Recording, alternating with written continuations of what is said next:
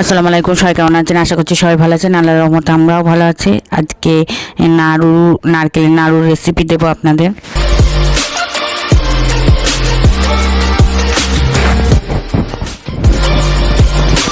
গাছ থেকে নারকেল পেরেছে, তো দুটো নারকেল নিয়েছি। দুটো নারকেল কেটে ছিলে একদম নিচে, এবার কুটতে বসে গেছে।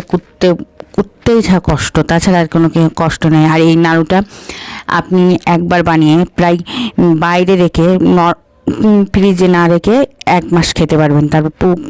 তারপরে আর ডিপ ফ্রিজে যদি রাখেন 6 মাস খেতে পারবেন। আর এই দেখেন পুরো নারকেলটা করে নিয়েছি।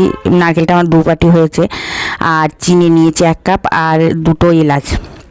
উনুনে আমি কড়া চাপিয়ে দিয়ে কড়াইয়ে আমি পুরো নারকেল কোড়াটা দিয়ে দিচ্ছি, চিনি দিচ্ছি, দিয়ে সব নাড়তে হবে। নাড়তে নাড়তে দেখবেন চারিদিকতে রস বেরোবে আর যেন ভয়, আর এই জল যা বেরোবে জলটা পুরো শুকিয়ে নিতে হবে। শুকিয়ে হালকা সাদা করলে আপনি এইভাবে নামাতে পারবেন, কিন্তু আমি লালচে লালচে করবো, একটু বাদামি রং নেবো।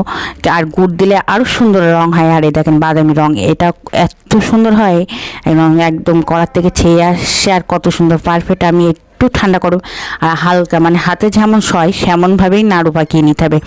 আর এই দেখেন থালায় আমি বসে গিয়েছি, মাটির থালায় আমি সার্ভ করছি, আর আমার বাবুটাও আমাকে হেল্প করছে। একদম এইভাবে পারফেক্ট, এইভাবে একদম বানিয়ে আপনি 6 মাস নর্মাল ফ্রিজে রেখে, আর 1 মাস একদম পুরো নর্মালি কোনো কাচের বয়মে রাখলে। আর এটা এখন একটু রস রস লাগছে, কিন্তু একটু মানে ঠান্ডা হয়ে গেলে একদম পুরো শক্ত হয়ে যাবে, পারফেক্ট।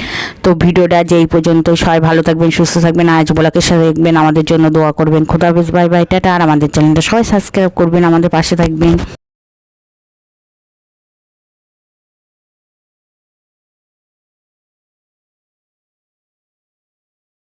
محمد نبينا بنور